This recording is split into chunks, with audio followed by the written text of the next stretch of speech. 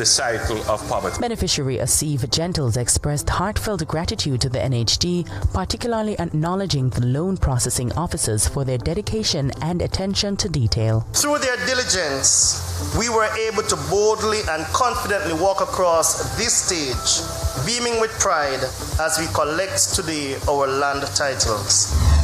Prime Minister Andrew Holness assured the country last week of the government's commitment to reaching a consensus on the constitutional reform process.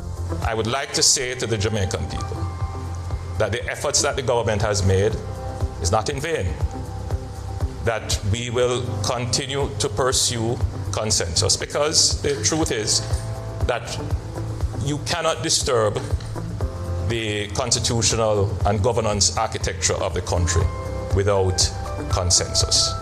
That is the reality. And consensus takes time, and it takes effort.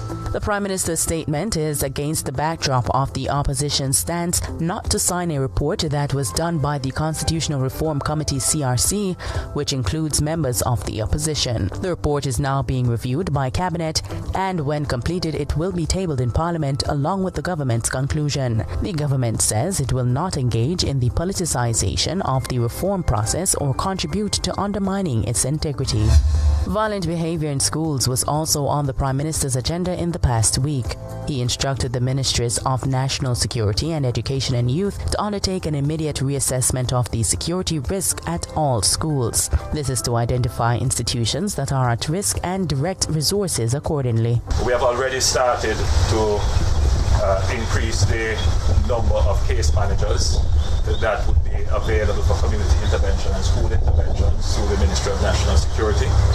We're going to increase the number of school resource officers, and the school resource officer program has been very effective, but from time to time, depending on the intensity of implementation, sometimes schools get resource officers and sometimes they don't. While the reassessment is taking place, Prime Minister Holness has instructed that school administrators conduct more searches to ensure weapons are not making it onto the learning institutions. He asserts that the government will be implementing social intervention initiatives to address bullying and the recruitment of children into gangs. The National Parenting Support Commission is also expected to increase its engagement with parents to ensure their children are better able to deal with conflict and are given the tools required for peaceful resolution. Safety concerns continued to be a focus, with attention also placed on conduct on the roads. The National Road Safety Council, chaired by the Prime Minister, met at Jamaica House and discussed drinking and driving and the use of breathalyzers, public education and legislation. Prime Minister Holness says the aim is to save lives and develop a culture of safe road use for both motorists and pedestrians. He insists that collaborative effort is needed to achieve this. The purpose of the National Road Safety Council is to get Jamaicans to understand that there is a safe systems approach that could virtually eliminate accidents. Wrapping up the week, the head of government delivered the news of expansion for the Women's Center of Jamaica Foundation branch in St. Thomas. Mr. Holness was the keynote speaker at the foundation's fundraising dinner on Saturday. He says a nursery, dormitory and other amenities will be designed and constructed by the Factories Corporation of Jamaica FCJ, which is to adopt the facility. The Prime Minister adds that a contribution of $10 million will go towards the construction of a dormitory for the center in Kingston. Because some of the adolescents, the teenagers who have gotten pregnant, their home circumstances are such that they may leave home and get a reprieve in coming to the classes, but when they go back home, it's either uncomfortable or the Minister in charge of post-cabinet, and we have the newly minted parliamentary secretary as well, Senator Apka Fitzhenley. So once again, we're starting in another 45 seconds. Where's everyone?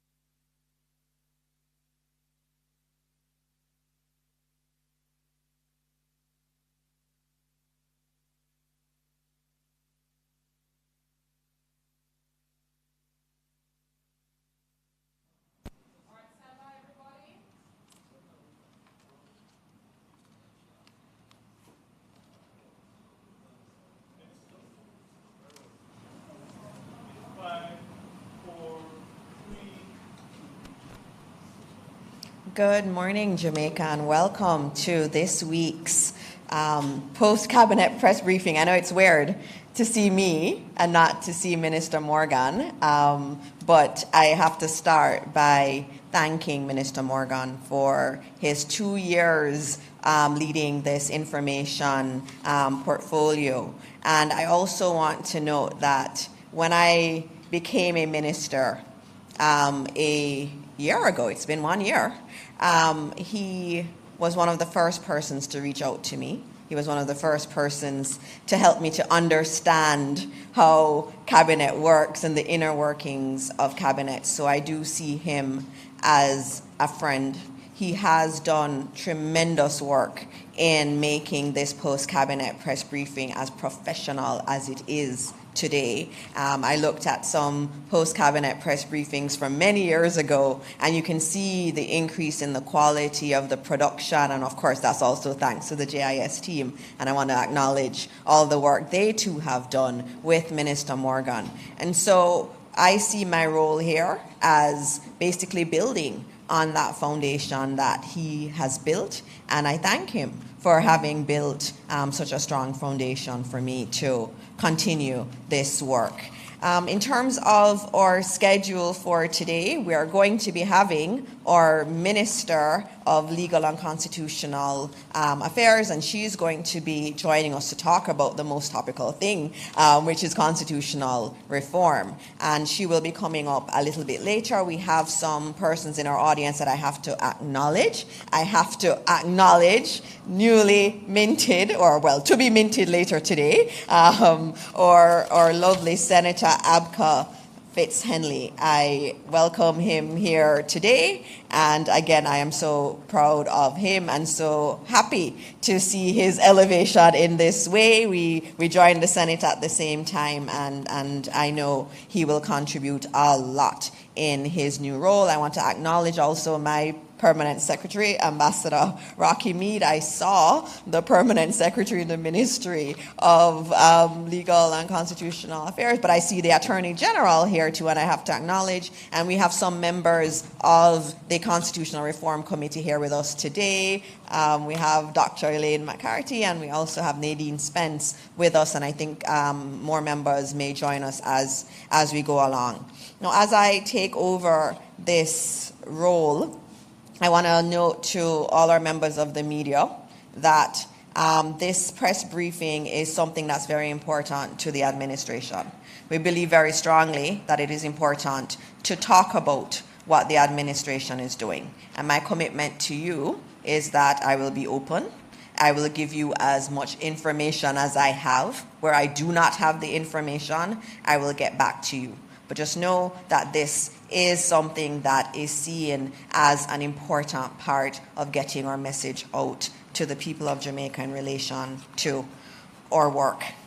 I want to start this morning by speaking a little bit about some of the things that happened in the last week and some areas that we would want to note. And before I begin that, I have to start with a message of condolence. And you know, it's always sad when you lose a member of any fraternity, and especially when you lose a member of the media fraternity. And we were advised this morning that Job Nelson, who spent 30 years, he has 30 years of journalism experience. He worked with The Observer and also with Loop, and he passed last night. It was an unfortunate, violent incident, and we express our condolences to his family. We express condolences to all who have worked with him and all who have been a part of his work for those 30 years. Again, you know, these acts of criminality, we have to denounce them, we have to condemn them as strongly as we can. And I know it's difficult for many members of the media this morning, and so again, I express my condolences to all of you. In terms of, and I see the minister has arrived, welcome Minister. In terms of some of the discussions from the last week, obviously the issue of constitutional reform has been front and center, and that is a good thing, because our constitution is fundamental to us as a nation. And to have it being raised and the profile being raised and people talking about constitutional reform, that is an absolutely good thing. Irrespective of what side of the fence someone is on, talking about the Constitution cannot be seen as something bad. It belongs to all of us, and so I think for this administration, we're very happy that we've been able to have the level of discourse raised in relation to this area. And of course, with the Constitutional Reform Committee that has worked tirelessly for 1 year on this, we are very grateful to them, and you'll hear a lot more about that. The issue of water is obviously a very important issue for many people across Jamaica, and the administration has prioritized that. And a key development last week, Thursday, we saw Minister Samuda and with the Prime Minister commissioning the Hopewell to Fort Charles pipeline, and this is going to be able to assist 3,000 residents. And I know a lot of times we see all these new commissionings and it just seems normal. It's not normal for a lot of people. This is the first time in a long time they would have running water. And 3,000 residents last week were able to say, yes, I see the work that is being done by the administration in this area. Also, last week, Minister Vaz announced that we were going to get 100 new CNG, compressed natural gas buses, and they've been ordered and they've been paid for now. I'm told they were paid for last week, and they will be loaded on a ship and they will be here by July, which means that before back to school in September, we would have been able to get those buses in. And these new buses will make 170 additional buses that have been added to the fleet since Minister Vaz has taken his appointment about a year ago. And so this expenditure is unprecedented. We have an aging fleet. Many of our buses, as many of you know, if you put them out in the morning, they're invariably going to have issues by in the afternoon. We've had serious issues in this area, and it is an area that Jamaicans have complained about, and this is an area where the administration has listened and has done tremendous work and spent billions of dollars to try to address this issue. On another good note, in terms of inflation, we know inflation and the cost of living crisis is something that many people, not just in Jamaica but around the world, are grappling with. And it is something that the administration takes very seriously. And we would have seen the actions of the BOJ over several months to try to rein in inflation. And as you know, with their independence and their entire ethos being around inflation targeting, that means that a lot of their policies would be geared to this effort. And we have finally been seeing some of the results of those actions taken by the BOJ, especially vis-a-vis or interest rate policy. And we have finally seen inflation trending down, and it's now in the 5.3%, which is in the band that the BOJ is working to keep it within, and that is a very important development, and the government remains committed to targeting inflation and keeping it at a level that will not lead to any kind of negative impact on the cost of living. And we know that that's been an issue for many people, and it's something we'll keep our eyes on. In terms of new police vehicles, that was also announced last week by our Minister of National Security and Deputy Prime Minister. He noted that $4.6 billion have been spent on police vehicles, and that is obviously, again, showing the commitment to crime fighting that we have been embarking on. And in terms of the good news, again, cannot be overstated. Murders are down 13.1%. Shootings are down 19.2%. Rapes are down 33.5%. Robberies down 5.3%. Break-ins down 6.7%. Do we want it to be more? Absolutely. But we are on the right track. and a lot of the initiatives and policies that have been implemented, we are seeing the results of that. And it is something that we must applaud, and we must work even harder. And I know from the Deputy Prime Minister and his presentation in the Parliament, he made it very clear that yes, we are seeing these good results, but there is a lot more to come. In terms of the Justice of the Peace, we had 100 new Justices of the Peace commissioned last week. I think it was on Saturday, and that is a very good thing. We have now over 11,000 Justices of the Peace to serve every single area of Jamaica. And the Honourable Delroy Chuck has charged these Justices of the Peace to intensify their mediation efforts. And that's very important. Not everything is about, police actions. This effort towards conflict resolution and mediation, which is being undertaken by the Ministry of Justice, is absolutely important and is an important part of our goal towards reducing crime in our country and even also addressing violence in our schools. And we know over the last week or two, we have seen a lot of reports in relation to violence in schools, and it's something that we take very seriously. And the Prime Minister gave very strong directives to the Ministry of Education and through the Minister of Education and Youth to amend and introduce any necessary policies and programs to stem this epidemic, and it is an epidemic, of violence in schools. And he expressed the fact that the administration is looking at it and is committed to finding solutions. But obviously this is going to be a whole of country approach. It's not just the government and the schools, it's going to mean the communities, it's going to mean the churches having a role to play in bringing back our schools. Now, I have a lot more, but I will stop there because the minister is here. But just to note that there is a lot that is happening. Sometimes they can be missed in the normal news cycle. And so each week you will hear me talk through some of the key developments. And I see Minister Morgan in the room. He didn't get to hear all the nice things I said about him. But again, Minister Morgan, thank you for all the work you did. I hope to be as good as you've been in this role. I will build on your foundation. I would not agree with that statement publicly.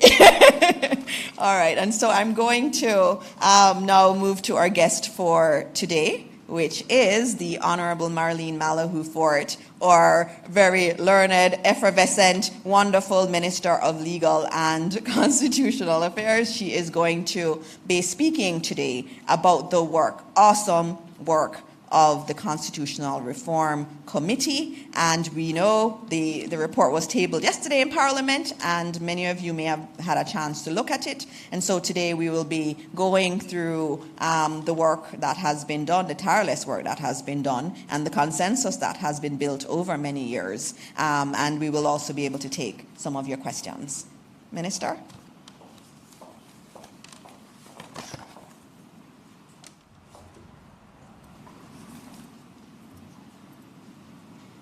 Thank you, Minister Dixon.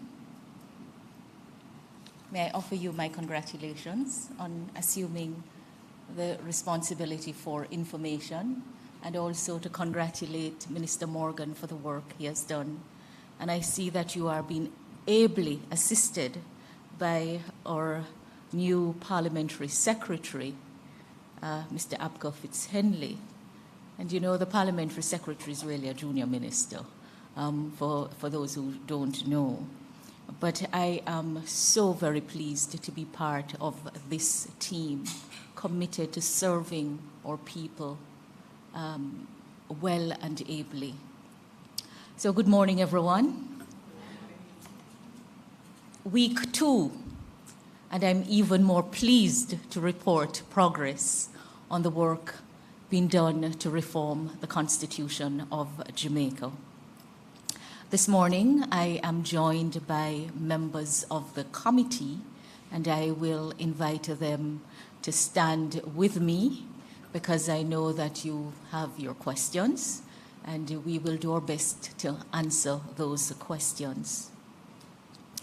Last week, I indicated that the report of the committee would be made available, and this week I'm pleased to say the report of the committee is available to members of the public. Already, the discussions are raging. I must, however, ask everyone to read carefully.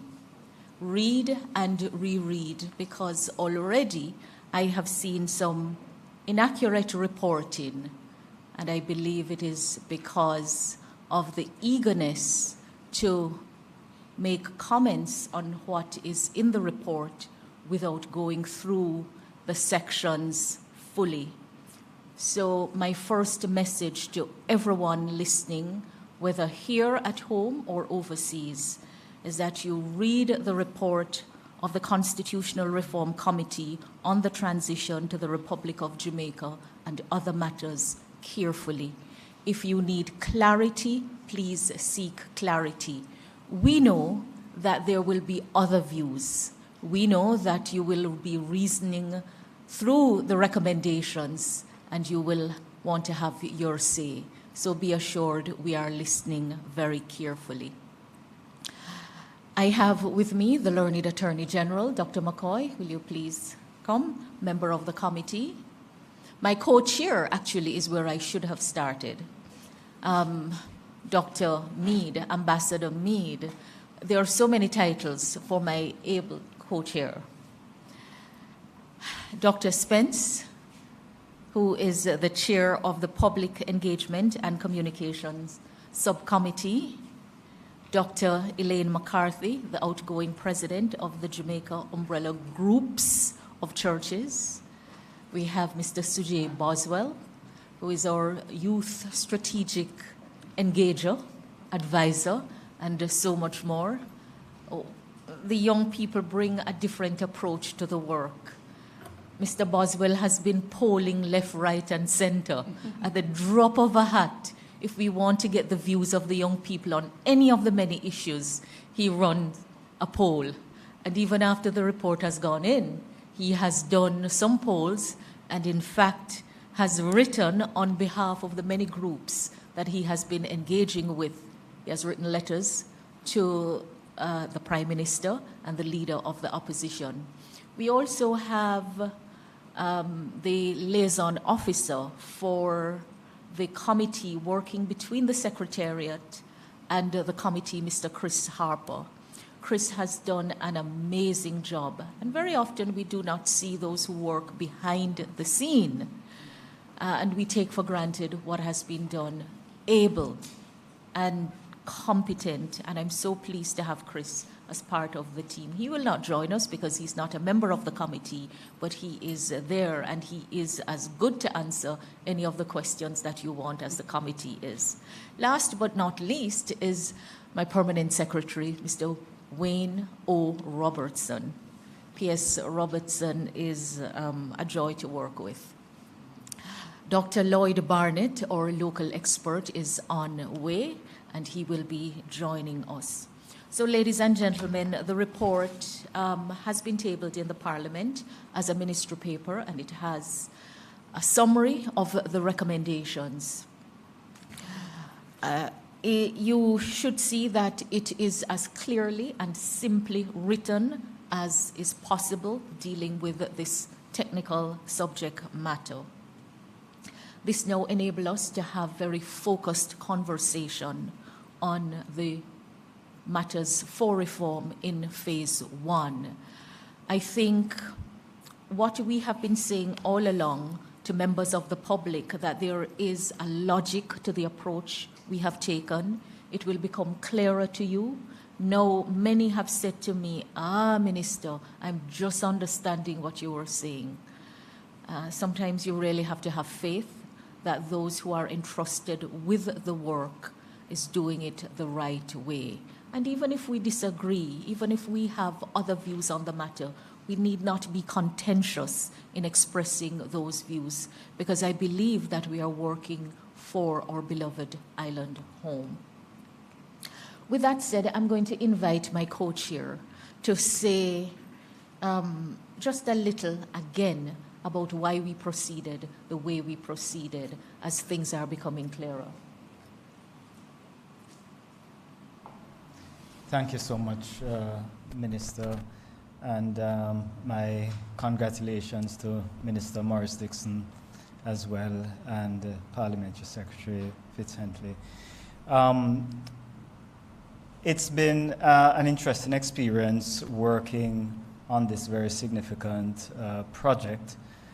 And of course, you know I'm not an attorney. My role was primarily one of helping with the process. And I think the process is one which really could not have been avoided if you consider the magnitude of what we're doing.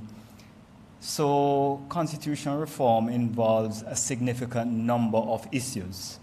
Some issues that are obvious, so if you want to separate from the monarch, then clearly wherever you have the monarch or a representative indicated, that would have to be changed. That's sort of very obvious. But there are a number of issues that are important to Jamaicans. And as we went around the country last year, and sometimes I smile internally when there's a comment on lack of interaction with the public, because we had significant interaction, got significant numbers of suggestions. And although at the beginning, when we decided to phase, it was obvious that we should, when we got the feedback from the people, it was very, very obvious that we had no choice but to phase when you look at the significant number of issues that Jamaicans want us to consider. And how do you deal with significant numbers of issues when you have them? Phasing is one thing, and then you have to treat with how do you categorize the things that you're phasing? What do you put in which phase? If we were to do so subjectively, to sort of determine for ourselves what we consider important, then many Jamaicans would disagree with us, because there are some issues that we may consider minor, but they consider very significant to them. So an objective approach was taken in that the Constitution outlines certain procedures for things to be changed. And we thought it would be useful to take the most challenging, what we call in really lay language, because it's not written that way in the Constitution, deeply entrenched matters. So those that require several steps to change, including the word of the people by way of referendum. And we said, okay, let's take all of those in phase one. That objective logic, there was no, from my perspective, no subjective assessment of an issue to say it is not important or more important. Certainly not from my perspective. And as we heard from the people, it was obvious that that was a good thing to do, because there were many issues raised by persons which are equally important. And so, for me, the phasing was a necessity, and the way we grouped the phasing made sense. Phase one, to deal not just with deeply entrenched matters, but those for which we could find consensus. Because there are some matters as well that we could really have tried to address, but we did not find consensus. And we thought we would leave those for further discussion. So I can't comment on the politics, Minister, and that obviously we're in a political environment. I know nothing about the politics. But certainly from a process perspective, I don't see that we had a choice. And I think the committee did the best it could with the issues we face and how we had to group them. And I think this initial report is a testimony to getting consensus. And Minister, I think we could just promise the country that at the earliest opportunity, we're going to get into phase two. Indeed, indeed. Thank you, my co-chair. So, ladies and gentlemen, for those of you who have begun to look at the report, you will see that we set out a table of content. Now, everybody wanted to know what was happening with the committee and couldn't understand why they couldn't see every move, and found it difficult to appreciate that the level of candor that was required in addressing the issues under consideration meant that we didn't want to be afraid of being TikToked, or I heard someone said in one of the media programs that had the meetings been open, we could have just clipped a section and TikTok it out so you could see what happened. I know that everyone wants to know. And saying that there is a proper place for work to be done behind the scene does not equate to secrecy at all. We made it clear that you will hear and see the documents we have worked with. We have transcript for all the meetings, except I think 1 or 2 when the stenowriters were unavailable. But the report sets out the establishment of the committee, the terms of reference, and the terms of reference remind everyone that we didn't change course after we commenced. We commenced on agreement to proceed in phases. We say thank you to the many who have contributed to the work. The operations of the committee through the work of the subcommittees, the extent of the public engagement done, and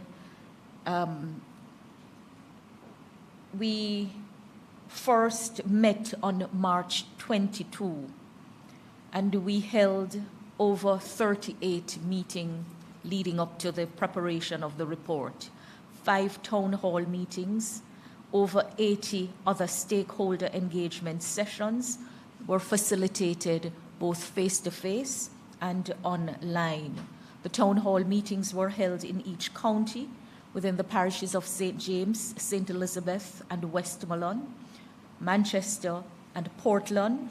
Alongside the town hall, we had stakeholder sensitization sessions in the parishes of St. James, Manchester, Portland, and Westmoreland, with participants from the private sector, especially the chambers of commerce, the ministers' fraternal, service clubs, community groups, custodes rotulorum, and justices of the peace.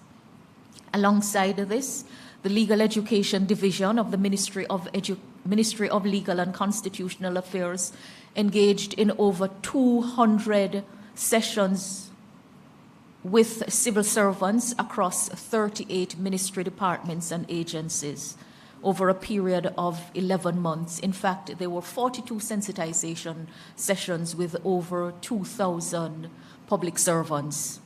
Additionally, sensitization took place with the 5th and 6th form students at some of our schools.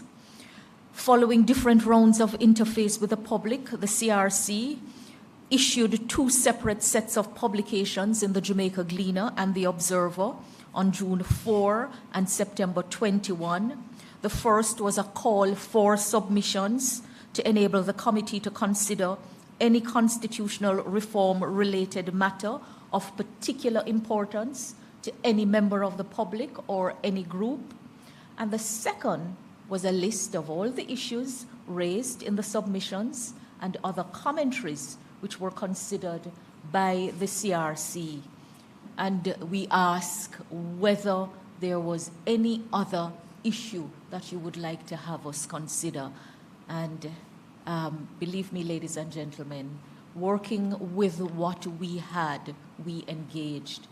And when we looked comparatively, it is significant, and it far exceeded what any other committee has done on the consultation front.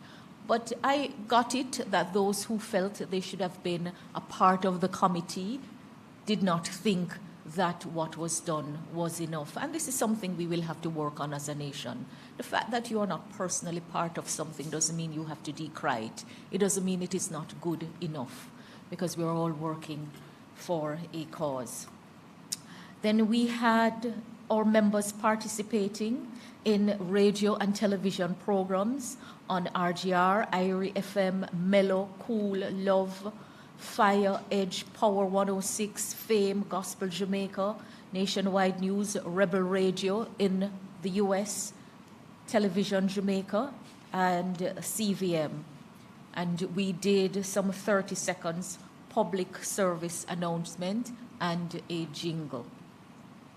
The CRC also partnered with the Jamaica Association for Debate for Empowerment, that's JADE, to host a series of competitions to include debates between the University of the West Indies and the University of Technology, Jamaica, and among high, preparatory, and public school. We're now joined by Dr. Lloyd Barnett, who, ladies and gentlemen, in case you don't know, Dr. Barnett has devoted his entire professional life on constitutional affairs, and he has worked tirelessly to help bring a certain understanding to the Constitution of Jamaica and the work that needs to be done to further the goals of independence. I believe that when the bill is tabled to abolish the monarchy, it would be a fitting honor for him and the work that he has done. Dr. Barnett, please come to the podium. Please come to the podium. I'm going to invite him to just share with members of the public the approach we took and how we managed the risks as we understood them.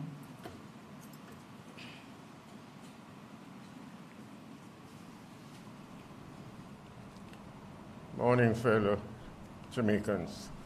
Morning. I ventured outside of my competence and field and created a structure, and it reads as follows: reconstruction surgery on the body politic. The composition of our body politic is a spine of the courage and sacrifice of our national heroes, the organs of our freedom fighters, icons and leaders, the blood of our people's aspirations and self-determination, the thick skin of our advocacy and aspirations, all covered by an imperial monarchy.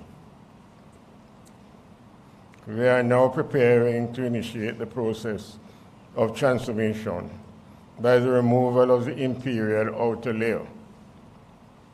There is no reason consistent with our national identity and pride why we should, after 6 decades of independence, further delay this process of transformation.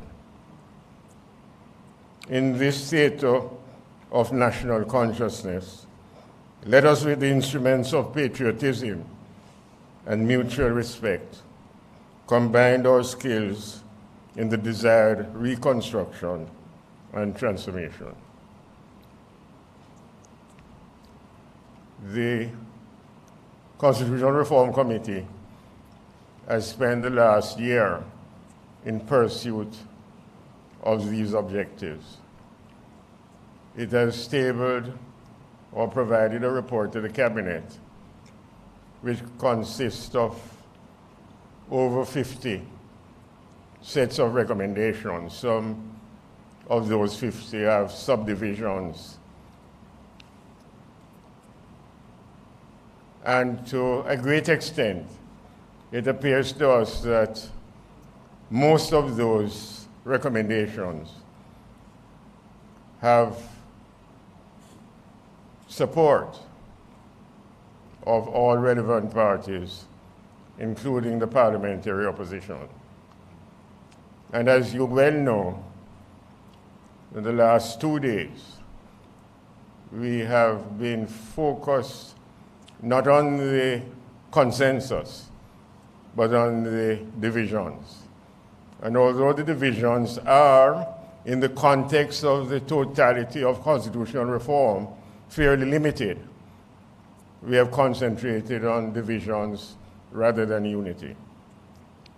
And it appears to me that that approach needs to be discontinued, and we should seek to establish consensus where it does not exist, and to find ways of solving problems which can be solved once the determination to find a solution exists. And that is not for the CRC, it's not even for the cabinet, it's not even for the parliamentarians, it's for us as ordinary Jamaicans to find the final solution. So I'm appealing to you, to all Jamaicans, let us work together to find the way in which we can establish Jamaica as our own, under its own banner, with its own name and its own emblems. Thank you very much. Thank you. You can get a copy of my surgical prescription. Thank you, Dr. Barnett. Ladies and gentlemen, those of us who have been doing this work are not only passionate about it, but we believe it is the right thing that we are embarking on as a nation. And I do join Dr. Barnett in the appeal that a different kind of leadership is required at all levels. When Prime Minister Holness embarked on this process, he did so in good faith, with an understanding that it was what the nation was calling for as we went into the celebration of our 60th anniversary of political independence. Indeed, we must focus on the things on which we agree more than on the things which divide us. I'm going to invite Dr. Spence to share her observations with you from the civil society perspective. Good morning, everyone. I have thoroughly enjoyed this process and learned so much from it. I threw my heart into it, and I almost didn't miss any meeting. In fact, when Mr. Harper showed us the register of attendance and I saw that I had supposedly missed 5 meetings, I challenged that. I still challenge that. I'm sure I didn't miss any. But I wanted to share something with you. Just out of graduate school, I got a job at the Institute of Jamaica at the Museums Division, and I was a museums educator for a while. And what I got immersed in at that point was the story of who we are as a people, and how over time we've managed not to tell that story to ourselves in a convincing way. One of the stories I unearthed in my research on Jamaican history, and particularly the history of the people of Trelawney, was that on the day of emancipation, our ancestors took the implements of slavery, the chain, the whip, and all the implements that kept them personally enslaved and their bodies exploited, and buried them in front of the Baptist church and said, never again. This should never again. That was 1834, a form of freedom. 1838, we moved it further when we went into full freedom. And in 1865, we had another kind of understanding of freedom imposed on us, or extracted from the British through the work of the people of St. Thomas. 1944, we had another movement towards independence, full independence. And then in 1962, we had political independence. The journey of our independence is not a one-shot thing. And we've been doing it, and we've been moving it along and improving the quality of it each time. And so the conversation in the public that has emerged with this is the quality of our final court. And I think that's a worthy conversation. But I think also the conversation that we have had, which is that let us do this in phases, is reflective of our history and the way our people have undergone this business of true and full independence. I think along with this is the matter of also our economic independence. And I think we have been working on that as well. And I think that as a people, we ought to be proud that we sat down this time in a time of peace. And Dr. Professor Albert always talks about this. There are different ways to make and break a constitution. One way to break a constitution is through war. But in a peaceful way, we have negotiated this process. Yes, there have been moments when we have disagreed, but that's a part of a democracy. The disagreement must be allowed for, and all our perspectives must be put on the table. Perspectives about process, perspectives about content, perspectives about the sides that we argue from, whether the political sides, the socioeconomic sides, the education, whatever side we come from, those are relevant and should be put on the table. And I think this process saw people coming together with different perspectives, but choosing to come to a consensus. And our process was truly committed to that perspective of consensus. And there were moments in that committee when I felt as if I would tear my hair out one straw at a time, because this committee would not move from a matter unless consensus was reached. And it exasperated some of us like myself, who would like to see us rush through the process, were forced to sit back and listen and hear the perspectives of the other side or the other perspective, because it was important. And so even though there's this conversation in the public about consensus and whether or not we got to consensus, I would like to assure you that we did in that room. There's another consensus to be reached with our politicians and the political leaders, and yet there's another consensus to be reached by the people. So I think that it was a worthy cause. It still is. And I look forward to phase 2 and the continuation of the conversation. Thank you, Dr. Spence. Yes, Dr. McCarthy, very briefly, and then we hear from Suji, and then we go into the recommendations and take your questions. I know that is the part everyone is waiting for, very quickly. Thank you, Minister. And good morning, everyone. It has indeed been a journey, and I could echo a lot of what Nadine has just said. One of the things that comes to mind is the fact that as I listen to the conversation out there, I recognize that our people have come of age and they are at a stage where they want to be a part of the process. And as such, they want for their voices to be heard, and that is commendable. This whole constitutional reform has really stirred a lot of conversations, even on the road and in various groups. And we are thankful that the Lord has helped us to reach this point. One of the things that was mentioned, and I'm going to re-emphasize, that throughout the entire process of our meeting and coming together, looking at this first phase and all of that, consensus was what was critical.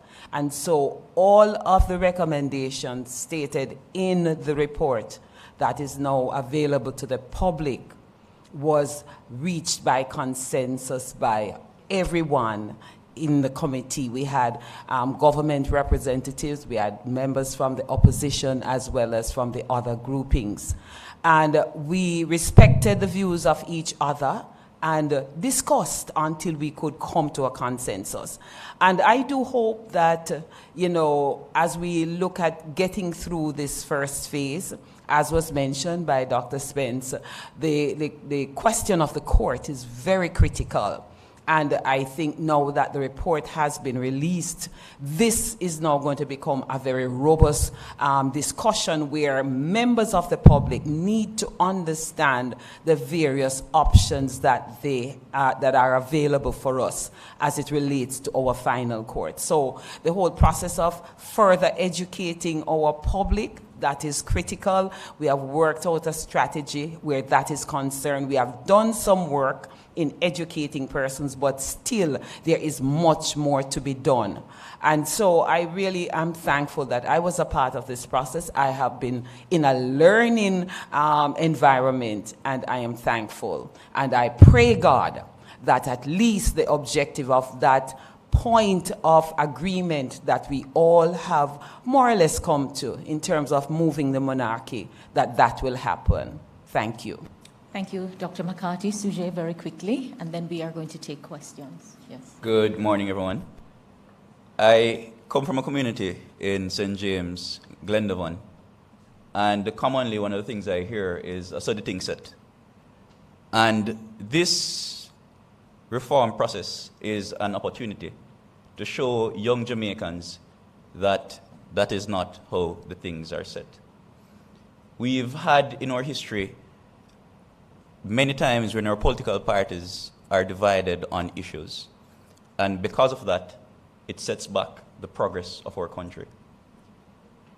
The young people are looking, they are listening, they're observing, they're critiquing, and they're watching what our leaders will be doing throughout this process. Throughout the past year, we've engaged groups such as the PNPYO, the PNP Patriots. In fact, members of the opposition, led by Donna Scott Motley, Senator Donna Scott Motley, as well as Minister Malahoo Fort was a part of those conversations. We would have met with G2K and other politically aligned youth groups. We would have met with the National Youth Council of Jamaica, the different National Secondary Students Council, the Jamaica Prefects Association, and other nationally representative youth bodies, because we understand that this is a process that it needs to be inclusive. The decisions that have been taken at the table as it relates to how we move forward as a country were not determined without consultation and conversations. And the consensus that we've arrived at on the matters within the report has been reached based on those consultations and conversations. And so I am grateful to have been a part of this process, and I'm hopeful that within the next 10 years, we'll not be having this conversation that would have been going on for the past 60 years. And so I say to our leaders, our young people are watching, they are looking on, and they want to see a positive action in the interests of Jamaica, land we love. Thank you. Thank you so much. Ladies and gentlemen, the other members of the committee who are not here with us worked tirelessly in the cause. And I again want to put on record my appreciation to the two opposition parliamentarians, Senator Donna Scott Motley and Mr. Anthony Hilton. They engaged in good faith, they participated well, and what took place inside the committee is a good example for the rest of the society to follow. We worked in the presence of our differences. We worked respectfully and constructively in the interest of Jamaica. So now we get to the spicy part. We're open to answering your questions. Thank you, Minister Malahoo Ford, and may I invite as well the newly minted Minister with responsibility for information back to the lectern, so both could field questions. May I take the opportunity as Minister goes to the lectern to congratulate her on having the portfolio of information, and to the newly minted Parliamentary Secretary and the OPM as well. And just to remind persons, the official swearing-in ceremony is at 2 this afternoon at King's House. Now, Minister, we do have members of the media here with us. May I then start with Ms. Small from the Gleaner. Good morning, Ministers. Sashana Small from the Gleaner. Minister Malahoo, can you clarify one of the recommendations in the CRC report as it relates to citizenship? It says Jamaican citizen should be the essential qualifying citizenship criterion for membership in Parliament. So can you clarify what essential here refers to? Is this saying that the only citizenship that should be allowed in Parliament is Jamaican citizenship? Tell you what, I'm going to invite Dr. Barnett to assist in answering that question. I know the answer, but yes. Dr. B, would you please come to the lectern? I'm sorry. Please come to the lectern. Yes. Yes, essential means what it means, that is the critical and most important qualification necessary for the holding of these important offices. and it has been applied to the precedent also that we recommend should be established in the new Republican form of constitution. The question which has arisen is not as to whether Jamaican citizenship should be the essential qualification, but what is the impact where a person has dual or other citizenships. And the approach which was taken by the Constitutional Reform Committee is that other citizenship, which as we know can result from the fact that my grandmother married somebody else in another country which gives me citizenship by descent, should not disqualify me. That was the basic approach we took, but focused on the essentials of that duality, and that is whether or not that person has a conflicting allegiance.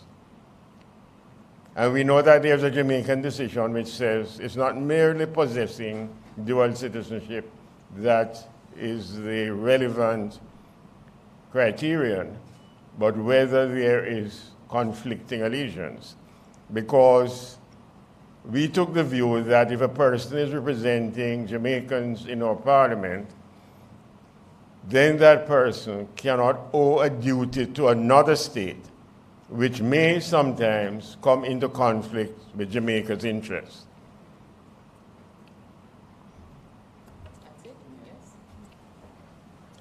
Thank you so much, Dr. Barnett. There's a follow-up.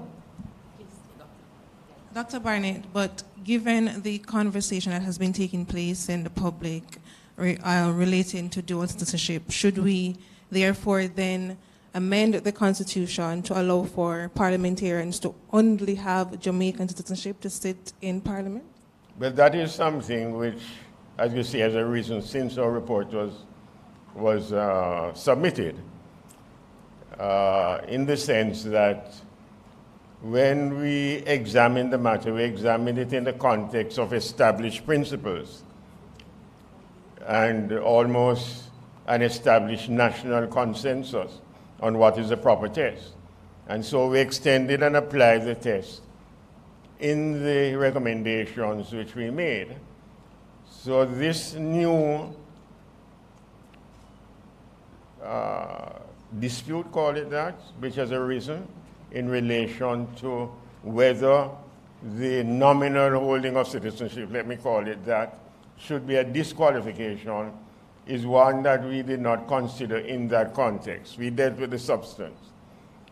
So that if the cabinet were a committee appointed by the cabinet, responsibility to the cabinet, as far as I'm concerned, if the cabinet asks us to reconsider the matter, I'm sure all the members will be quite willing to reconsider it in the context of that new dimension. I'm sorry, Doc, I figure you've answered, but just to ensure that there is out of an abundance of caution, there's someone online as well who is asking, is there a distinction that the committee would want to make between average citizens sitting and running as members of parliament as opposed to leaders of the particular party running? That is the question which has arisen, I believe. Yes. That is one way of putting it. But the committee has not met to, as I say, to deal with it in that particular context. So it will have to be resubmitted to the committee, if it is so desired. Thank you, Doc. Let's go to Mahiri. Did you have one? There is really no place for conflicting allegiance serving in the parliament. Before you can reach the role of leader of the opposition or prime minister, you first have to be elected a member of parliament. And that is why we also dealt with it at that foundation level. Morning, Minister. Mahiri Stewart from Nationwide News here. Has there been any dialogue or the commencement of dialogue between the Prime Minister and the opposition leader on the matter of the final court? Because we know we're in a situation right now where the opposition leader says that he won't be okay with the process continuing unless we make the decision to go to the CCJ. The last time the leader of the opposition and the Prime Minister spoke, to my knowledge, was after the report was generated behind the Speaker's chair at the Parliament. And I know that there is some follow-up will take place. I think Cabinet only finalized its consideration on the report yesterday, and I know that based on the deliberations and the decisions taken, follow-up meetings will take place. Thank you, Minister. I believe there's another question, Sushana, but let me just get to someone online as well from one of the media entities.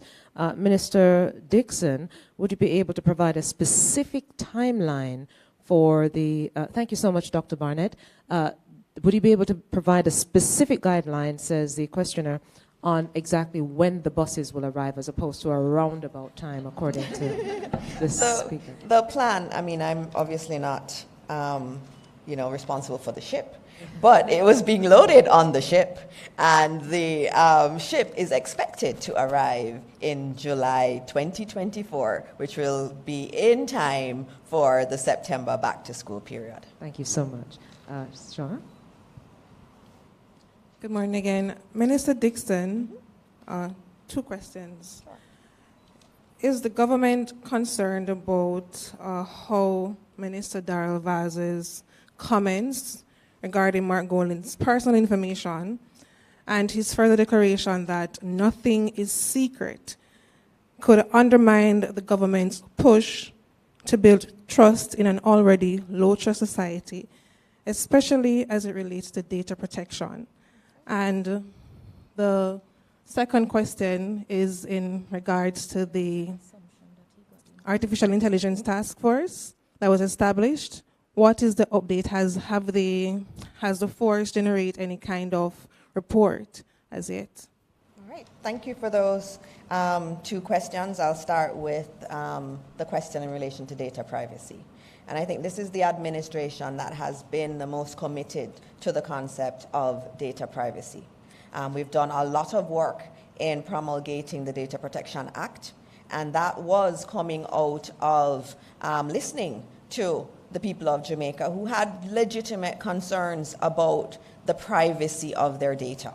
And just last week in the Senate, I would have spoken to the Data Protection Act and our commitment to implementing it on June 1 in a phased manner. So I think it is very clear in terms of our actions and also in terms of our utterances, that strong, deep commitment to data privacy. And I think in the matter that you have raised, he was very clear in his, very publicly clear, at least on social media, that the information that he received came from a member of the opposition party. He said that very clearly.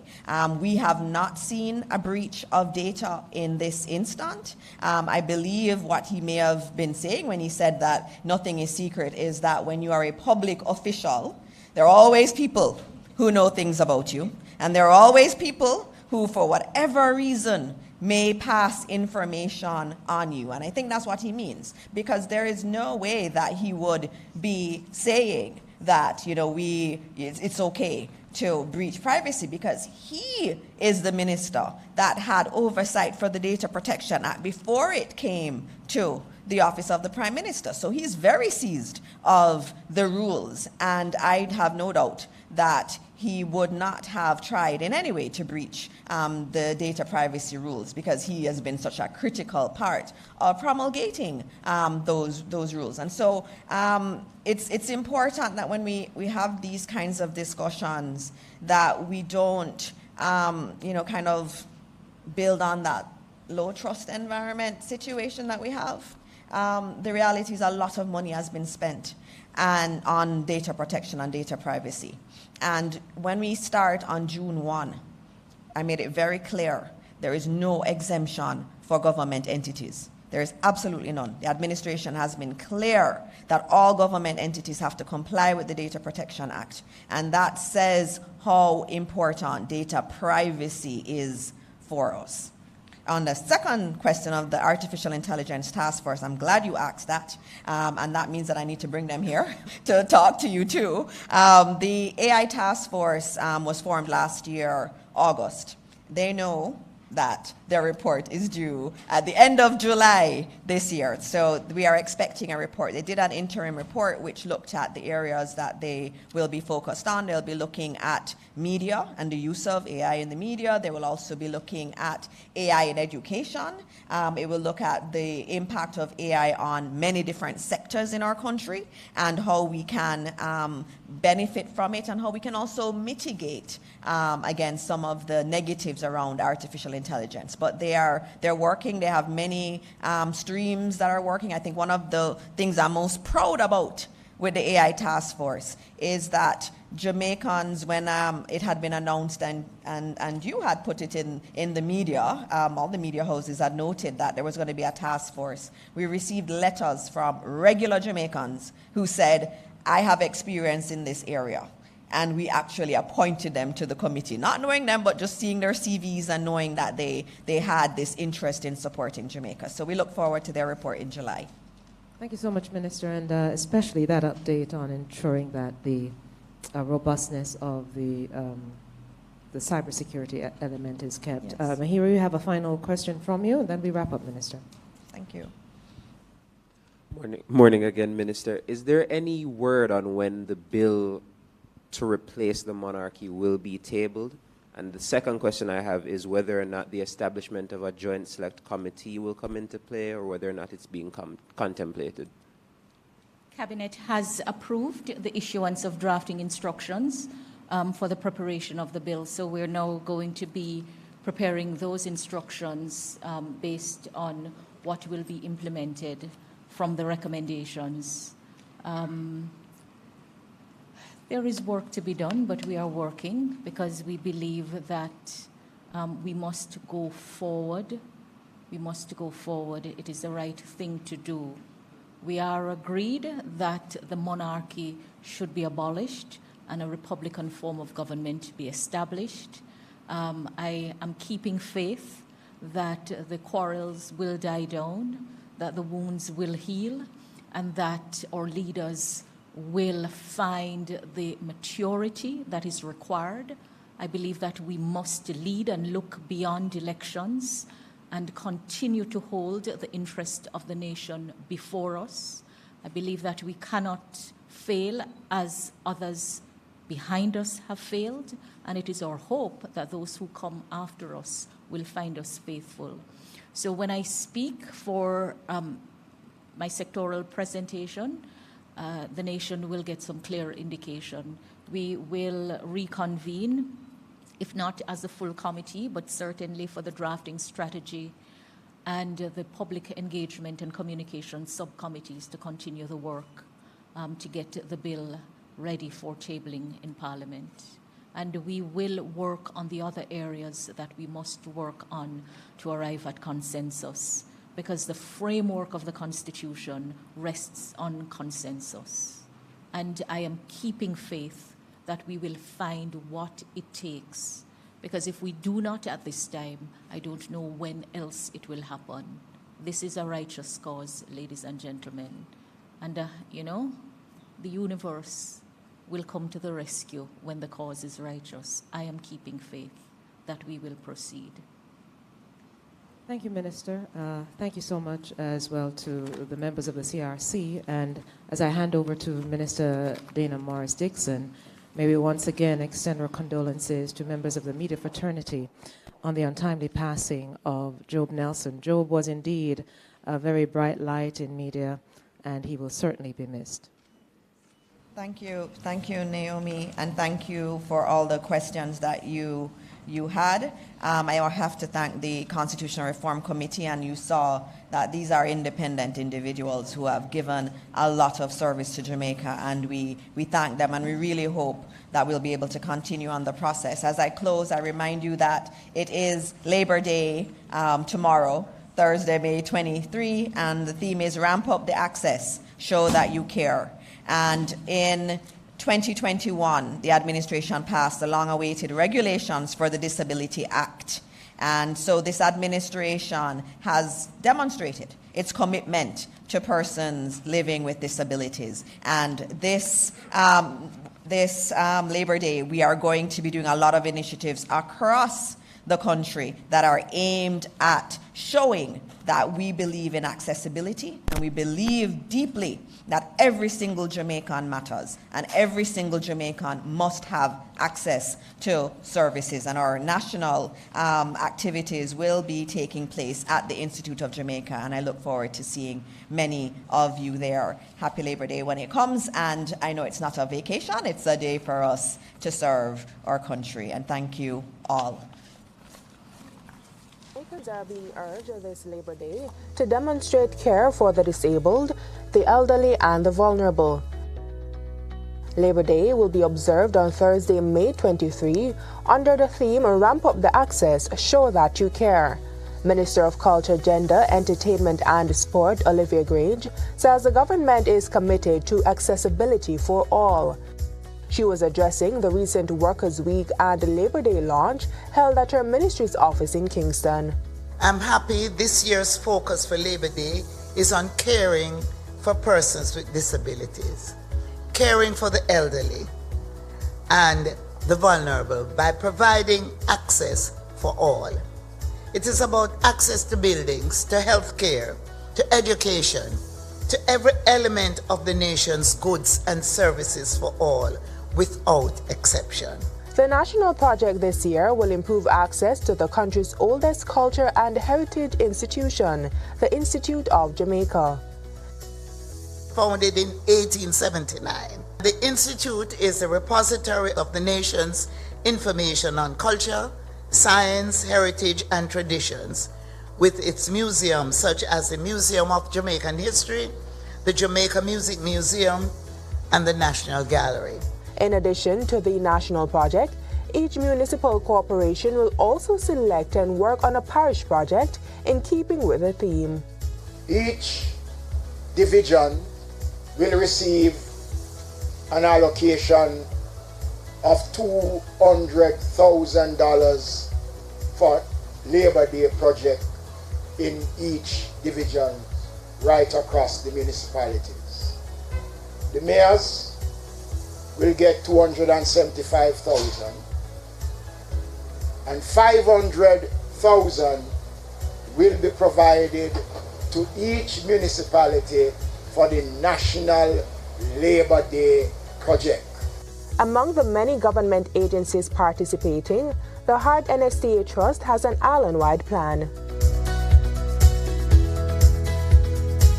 We will be constructing ramps, mounting signage, establishing accessible parking spaces, installing handrails, creating more accessible restrooms, and refurbishing activities to include painting, minor repair, painting of perimeter walls, designing and painting of murals, provision of bed linen for those on the sick bay, and of course, repainting of pedestrian crossing. But with volunteerism at the heart of Labor Day, it's not just about government-led activism.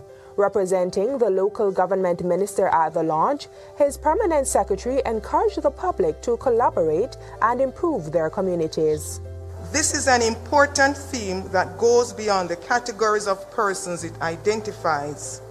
This theme represents the government's continuing effort to reignite and spread across our country the spirit of volunteerism and the attitudes of mutual respect, caring, concern, and compassion as normal daily experiences in our workplaces, homes, and communities. We appeal to every Jamaican to use this opportunity to build your community by the actions you take. Labor Day is an appeal to nationhood, and I urge us all to treat it not as a holiday, but as a working day on which we rediscover and build on the values that will make our beloved country the place of choice to live, work, raise families, and to do business. Minister of Labour and Social Security, Pernell Charles Jr., says this year's theme will help to foster greater inclusivity. I believe that it's a call to action for all of us as Jamaicans to pledge our support to fostering the inclusivity that is necessary and actually moving beyond just talking about it to getting something done. It serves as a reminder that every one of us, regardless of our challenges, regardless of our abilities, we are all in circumstances that merit equal access to opportunities and services. Dr. Floyd Morris, who is Jamaica's first blind senator, welcomed the move. And so, what is being proposed and what will be taking place for Labor Day 2024 fits right within what is required from the Convention on the Rights of Persons with Disabilities, the Disabilities Act of Jamaica, the Building Act of Jamaica, and various research that have been documented. And so I want to publicly endorse and support the activities of Labor Day 2024 because it is for a noble cause. Activities for Workers' Week and the National Labor Day 2024 include a Thanksgiving church service in Mount Bay St. Thomas on May 19. Centenarians Day is May 20, and on May 21, a floral tribute at the Aggie Bernard Monument will be followed by an unveiling ceremony of the bust of the Honorable Lyndon Newland. Then, on May 22, an expo and a discussion forum on services and support for persons with disabilities will take place. On the day, May 23, Labor Day projects will get underway right across the island. After the day's work, a national concert will be held at Emancipation Park. This government, your government, is committed to facilitating an environment in which the creativity, the potential of every Jamaican worker can be encouraged, can be harnessed for the growth and development of this beloved land. Where all of us, where productivity is recognized as the springboard to launch us into the prosperity that we speak of. National Labor Day 2024. Ramp up the access and show that you care for the disabled, elderly, and vulnerable among us. Jamaicans are being urged this Labor Day